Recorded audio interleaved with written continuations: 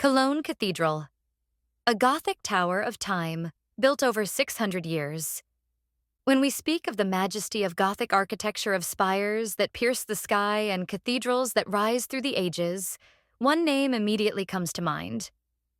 Cologne Cathedral, or Kölner Dom in German.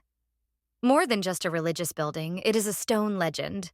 Built by emperors, kings, bishops, architects, and generations of unknown stonemasons, it became a symbol of patience, devotion, and the enduring spirit of a people.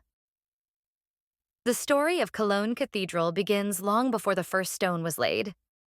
In 1164, Archbishop Reinald of Dassel brought to Cologne a priceless relic, the bones of the three wise men, said to have visited the infant Jesus.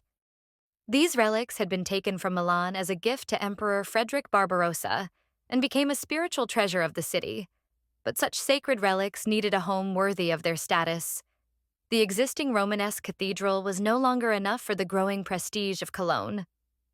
On August 15, 1248, the Feast of the Assumption, the foundation stone of a new Gothic cathedral was laid. Inspired by French Gothic cathedrals like Amiens and Bourges, the design was entrusted to Master Gerhard. His plan featured a vast Latin cross floor plan, towering vaults, a radiant eastern choir, and twin spires that would one day rise more than 150 meters. By the 14th century, the choir was completed and consecrated in 1322, allowing worship to begin. But construction slowed significantly over the following centuries. In the 15th century, parts of the nave and side chapels were built. The Great Western facade, with its twin towers, remained untouched. Why the delays? Plagues, wars, lack of funds, and perhaps most importantly, changing tastes. The Renaissance had arrived, and Gothic seemed outdated. In 1560, construction was officially halted. By then, Cologne Cathedral was only half finished. The choir stood complete. The nave was partially built. One tower rose to about 1/3 of its intended height. The other, just a wooden frame. And so it remained for more than 300 years, a magnificent ruin. Locals began calling it the world's tallest construction site, yet it was never forgotten. Masses continued. The relics remained, and the image of the unfinished cathedral lingered in prints, paintings, and imagination. In the 19th century, as German national identity began to rise, Cologne Cathedral took on new symbolic meaning. After Napoleon's fall, there was a cultural awakening across German-speaking lands. It was King Frederick William IV of Prussia, who, in 1842, officially resumed construction with a ceremonial laying of the cornerstone. But how could they resume after so long? Miraculously, the original medieval blueprint, the massive Plan F, measuring 4,6 meters, was rediscovered in a town hall attic. It contained precise Gothic elevations of the west facade. Armed with old plans and new technology, architects and craftsmen launched into full-scale construction.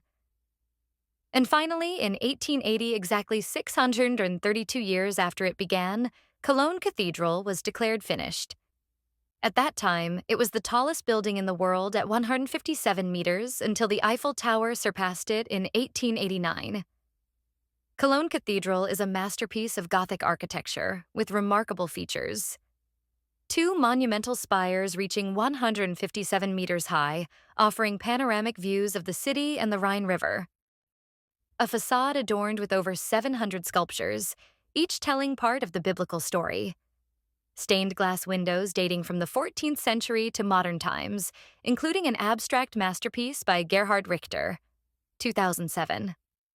The Shrine of the Three Kings, a gilded reliquary containing the bones of the Magi, said to be the largest reliquary in the Western world. A vast pipe organ, among the largest in Germany. Underground crypts housing bishops and archbishops through the ages. During World War II, Cologne was heavily bombed, but the cathedral miraculously survived. It was struck 14 times, yet the towers remained standing, visible even to Allied pilots, who reportedly used them as landmarks to avoid further destruction. In the post-war years, the damaged cathedral became a symbol of hope and endurance. Restoration took decades and continues to this day. Cologne Cathedral is visited by over 6 million people each year. It has been a UNESCO World Heritage It has been a UNESCO World Heritage Site since 1996. Construction lasted longer than the Great Pyramids of Giza.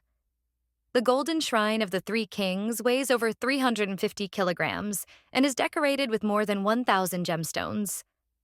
A team of 50-plus stonemasons and restorers works full-time. Maintenance is never-ending. Cologne Cathedral is not a museum. It is a living church, a center of worship, pilgrimage, and national identity. It is a place where daily masses, organ concerts, and public liturgies take place. It is also a silent witness to history, from Holy Roman emperors to post-war refugees to 21st-century tourists. The cathedral is never truly finished. As locals say, der Dom wird niemals fertig. The cathedral is never done. Cologne. Cathedral is more than a building. It is a cathedral of time, one that saw the rise and fall of empires, the birth of ideas, the fires of war, and the hopes of peace. It is proof that the greatest things take time. Generations worked on it, knowing they would never see the final result. But they believed, and they built anyway. So Cologne Cathedral stands not only as an architectural wonder, but as a lesson in patience, perseverance, and vision. It tells us this: if you build something with purpose, with love, and with faith, it will last far beyond you.